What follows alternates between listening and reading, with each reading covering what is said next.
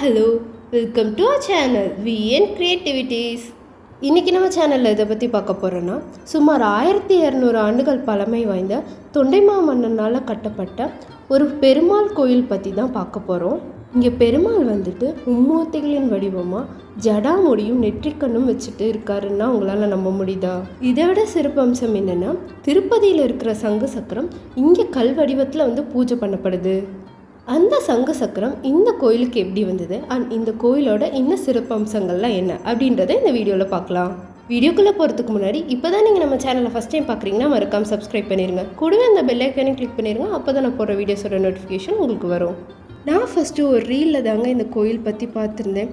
இது வந்து எங்கே இருக்குதுன்னு பார்த்தீங்கன்னா, காஞ்சிபுரமில் இருக்க முக்கூடல் அப்படின்ற இடத்துல இருக்குது. சரி, நம்ம சென்னையில் தானே இருக்கோம், காஞ்சிபுரம் பக்கத்தில் தானே இருக்குது, ஒரு நாள் ஒரு ஒன் டே ட்ரிப்பாக போய் பார்க்கலாம் அப்படின்னு தான் போனோம். யூஸ்வலாக எனக்கு வந்து பெருமாள்லாம் ரொம்ப பிடிக்குங்க. பெருமாள் பைத்தியன்னே சொல்லலாம். இந்த கோயில் பற்றி கேள்விப்பட்டோன்னே எனக்கு கண்டிப்பாக இங்கே போய் பார்த்தே ஆகணும், அது திருப்பதியோட சங்கு சக்கரம் இங்கே இருக்குன்னா கண்டிப்பாக போய் பார்த்தே ஆகணும்னு நான் முடிவு பண்ணிட்டேன்.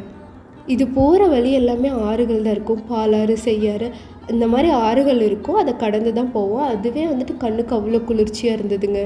வந்து கூகுள் மேப் காமிக்கிற வழியிலே கொஞ்சம் தூரம் போயிட்டு இருந்தோன்னா ஒரு இடத்துல வந்துட்டு மெயின் ரோட்லேருந்து கொஞ்சம் மண் ரோடு போகிற மாதிரி இருக்கும். அந்த இடத்துல அப்பன் வெங்கடேஷ பெருமாள் கோயில் செல்லும் வழின்னு போட்டிருப்பாங்க. அதுக்குள்ளே இறங்கி போனோன்னா நமக்கு வந்து கோயில் கொஞ்சம் தூரத்துலேயே வந்துடும். இந்த கோயில் எங்கே இருக்குன்னா, 3 ஆறுகள் வந்து சேர்கிற இடத்துல இருக்குங்க. பாலாறு, செய்யாறு அண்ட் வேகவதி, இந்த 3 ஆறும் சேர்கிற இடத்துல தான் இந்த கோயில் இருக்குது. அதனால இந்த இடத்துக்கு வந்து திருமுக்கூடல் அப்படின்னு பேர் வந்தது. கோயிலுக்குள்ளே போனதுமே அவ்வளோ பீஸ்ஃபுல்லாக இருக்குங்க.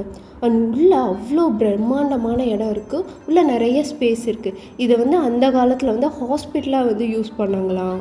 இது மட்டும் இல்லாமல் மடமாகவும் யூஸ் பண்ணியிருக்காங்க. இதுதாங்க மெயின் கோயில். இதுக்குள்ளே போனோம் அப்படின்னா உள்ளே வந்து கருவறையில் வந்து பெருமாள் இருப்பாங்க. பெருமாளுக்கு பக்கத்துலேயே வந்துட்டு சங்கும் சக்கரமும் வந்து கல் வடிவத்தில் கீழே இருக்கும். அது என்ன வரலாறு அப்படின்னு பார்த்தீங்கன்னா, தொண்டைமா மன்னன் வந்துட்டு பெருமாளோட பெரிய வந்து பக்தர். அவர் வந்து திருப்பதி பெருமாளை வந்துட்டு அடிக்கடி போய் தரிசிச்சுட்டு வர்றது வந்து வழக்கம். அதே போல் போருக்கு போகிறதுக்கு முன்னாடி திருப்பதி பெருமாளை போய் தரிசிச்சுட்டு வந்துட்டு அதுக்கப்புறமா தான் அவர் வந்து போருக்கு போவார். ஒரு முறை எதிரி நாட்டு மன்னன் வந்துட்டு அவங்கள போர் தொடுக்க வந்தப்போ அவரால் வந்து திருப்பதி போக முடியல.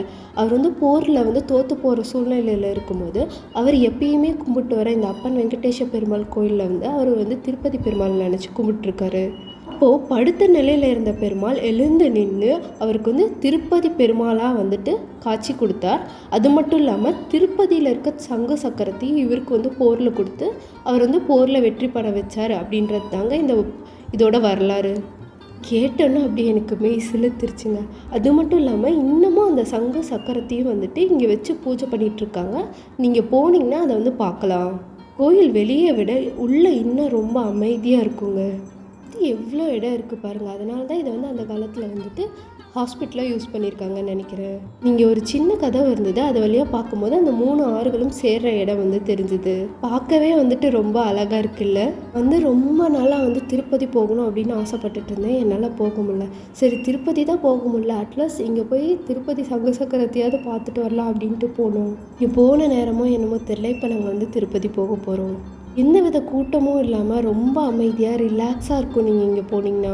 இது வந்து கிளாம்பாக்கம் பஸ் ஸ்டாண்ட்லேருந்து 40 கிலோமீட்டர்லேயே இருக்குது. ரொம்ப தூரம் ட்ராவல் பண்ணாமல் ரொம்ப கூட்ட நெரிசல் இல்லாமல் திருப்பதி பெருமாளை நம்ம இங்கேயே ஈஸியாக தரிசிச்சுட்டு வந்துடலாம். நான் சொல்லலைங்க, இங்கே இருக்க கல்வெட்டுகள் சொல்லுது என்னென்னா, திருப்பதி பெருமாள் தான் இங்கே வந்து தொண்டைமா மன்னனுக்கு காட்சி கொடுத்தார் அப்படின்ட்டு.